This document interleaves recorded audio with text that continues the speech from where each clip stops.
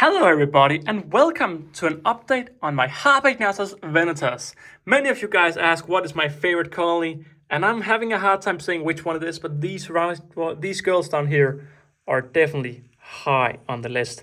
These down here are my harpegnathos venators, and as you can see, they have a lot of workers. I wonder if they actually still have some mites in here. They had a mite corner down here.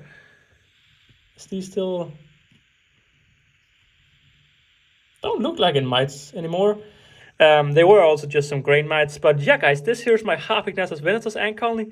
You can see right here we have a lot of these queens down here, but many of these queens are actually not queens, but more worker queens, because the colony have produced a lot of elates in the past.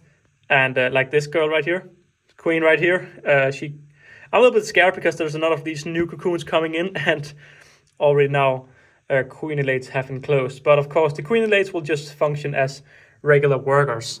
The setup here is an all aesthetic ant setup. I'll leave you a discount code in the description just for all of you guys. And I am considering, I have another one of these nests to put in a 4-way junction connecting the outworld, and then connecting another nest of these, but keeping the other one all without any substance straight. You can see in here we have larvae actually. Just finishing spinning a cocoon, it seems. Just finished. You can't see any movement. You can see a little bit of movement in there. So it's just in the middle of spinning the cocoons, but you can also see we have a lot of eggs down here. Now the colony is actually starting to run out of space because for some reason they want all of the babies in this chamber, which I guess is the more safe chamber. But as you can see, there's just so much activity. There's so many cocoons in here, so many larvae in here, and the colony is just really blooming and doing extremely well. What I do now is I feed them quite some large crickets actually. I go in and feed them these crickets. For those who saw the room tour yesterday, you'll know that it's soon the end of feeding them these bad crickets. But these crickets are quite large, and I thought, you know what, I'll feed one and see if they can handle it. They just take the mother guy down. So yeah, they are, I don't know if they hunt in teams actually. I should perhaps do a hunting video. But they are incredibly quick and efficient at taking down these crickets. And as you can see in here, there's nothing remaining of the crickets. I gave them 2 massive crickets yesterday. You can't even see anything. It's just all larvae, pupae, and eggs. So, I mean, with the rate this colony is doing, I mean, in the outworld, can you even see the exoskeletons? What are they doing with the exoskeletons? They're just gone. That's really fascinating, actually. They just completely eat it. But yeah, I mean, these are perhaps my favorite colony just because they're such a unique species. They're so different to my other ants. I mean, they're a lot like my bull ants, but my bull ants are not that active, and these girls are just incredibly active.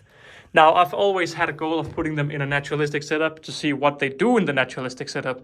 Singularians are not happy that I'm sitting next to them without feeding them. But I have a bigger plan in the future. They're going to be moved into that tank, meaning this will actually be quite a large colony. They will come and they're going to compete with these girls in that natural tank. So that's going to be quite interesting. Hopefully they won't really talk with each other. So yeah, that's been a little update on my harpegnathos venators. Again, I got this colony from Aesthetic Ants, and this is an all Aesthetic Ants setup. Although we do have an antimatter liquid feeder out here. Although I actually don't know if this liquid feeder's ever been used or anything. Because I certainly don't see any ants down here.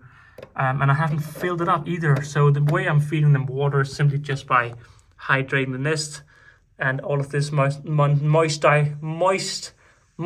you see here is pretty much what they drink. But with that being said, thank you all very much for watching this video. Shall we just see if we can get like a good picture? It's a little bit hard. It's a little bit of a dirty nest. And that's why I'm looking forward to connecting the next nest to see rather a new nest without any substrate will work better. But with that being said, thank you all very much for watching this extra channel video, and I'll catch you all in the next one. Bye!